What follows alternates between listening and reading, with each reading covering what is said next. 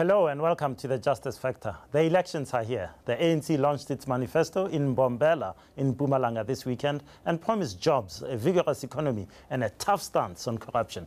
Can they do it? How will they do it? Our special guest this week is Cyril Ramaphosa, Deputy President of the ANC, and we put these questions to him in Mbombela. We don't have a winner or loser this week. That feature will return next week when we resume our usual format. Now, to our interview with ANC Deputy President Cyril Ramaphosa, and we began by asking him whether there was anything new in this ANC manifesto.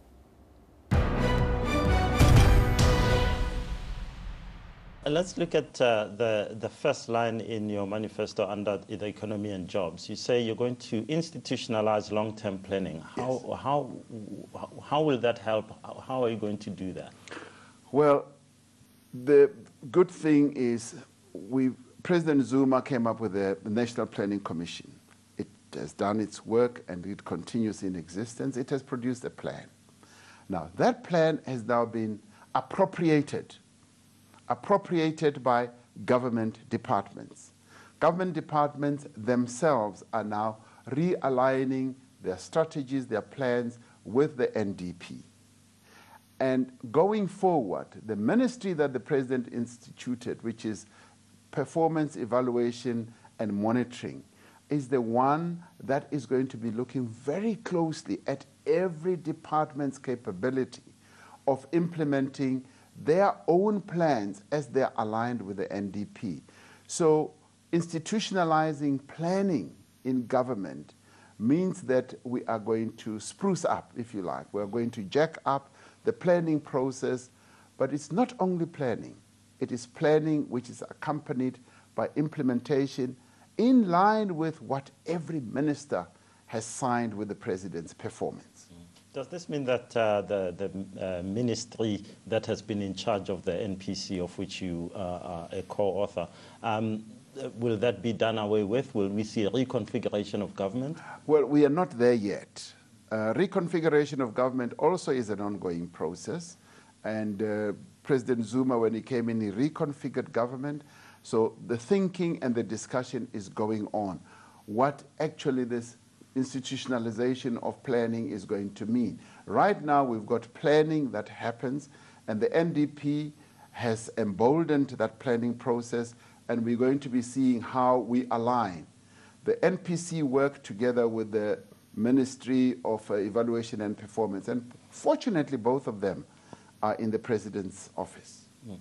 You also mentioned that you mentioned that you might investigate the possibility of setting a minimum wage. Would you do this? How are you going to do this? When? What is your timeline on that?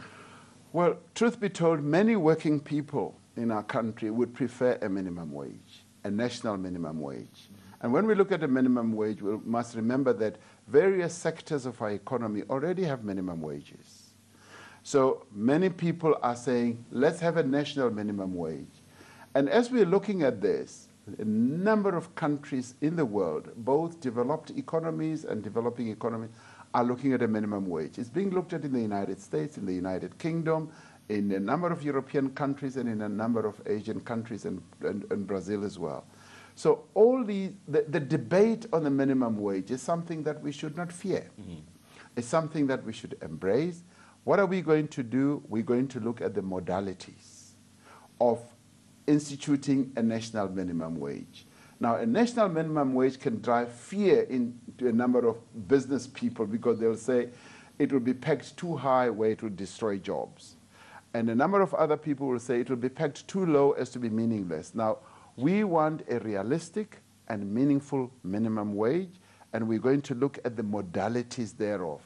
So finally, the decision will be looked at and will be taken in time, but we need to be looking at the full modalities of getting to that point. You say you will create 6 million jobs. How are you going to create these 6 million jobs?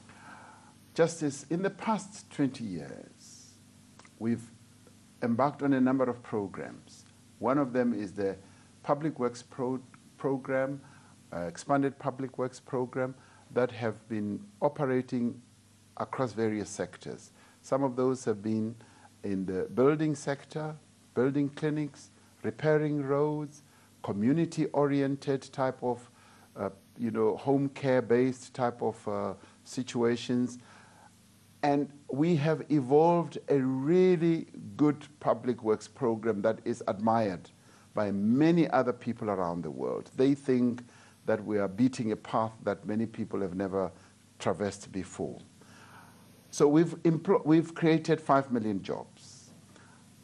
We believe that it is possible and doable to create 6 million jobs because we're doing something, or we've done something, we're going to be doing something that we've tried and tested. And this is not just a pipe dream. Many people can attest to the fact that our public works program has been impactful. And I know for a fact, where I have interfaced with it, I have found it to be meaningful. And these are job opportunities, as opposed to your traditional decent jobs. They're job opportunities, but a number of them are job opportunities that skill people to a point where they can be transformed into real jobs. Mr. Ramaphosa, you also mentioned land. Now, in your manifesto, you say we must provide a radical answer to the land question.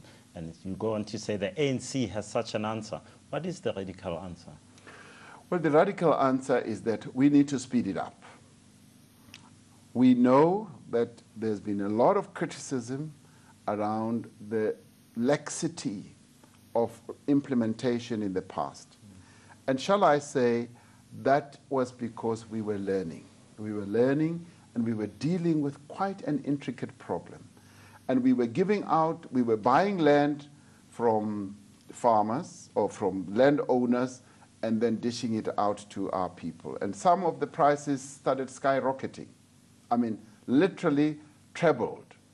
And that is why in the end we say, the policy that we've been pursuing, the willing buyer, willing seller, is no longer working because the sellers or would-be sellers of land just saw us coming. They saw government coming with a checkbook and the prices trebled. And now we say... Surely that's not the only reason why this wasn't working. There are other reasons. No, there are other reasons. No, I'm coming to them. One of the reasons is that the people who got land through this land reform process were ill-equipped to deal with the land and to work the land. The skills that our people used to have on working the land were lost during the forced removal phase or the land disposition phase. And we needed to embark on schemes to train them, to equip them. Many of our people didn't have capital to buy implements, seeds, and all that. It was like, giving people the land without the wherewithal, without the skills. And that is where we also went wrong. So we're learning from those mistakes. We want to perfect that. Now, the country has now been, we've deployed a number of people who are now currently assisting the small landowner, black people, to work the land. And as land becomes available to be distributed to our people, we're now going to get onto a different phase. What are the concrete measures that are so radical that you're going to put in place? Saying you'll speed it up, this has been said a lot in the past, it still hasn't happened? We will be able to utilize the Constitution. Utilize the Constitution, what is set out in the Constitution, more effectively. The Constitution, which everybody supports and embraces, enables the government for the public interest to be able to acquire land, from landowners and utilize the fair compensation method. Not to utilize a method where we pay 3 or 4 times the price of land. And this method has been tried and tested by the courts as well. So that will be utilized. The support measures will also be put in place, and we will be able to train our people so that they are able to work the land. After the break, we continue our conversation with ANC Deputy President Cyril Ramaphosa. News that moves. eNCA.com.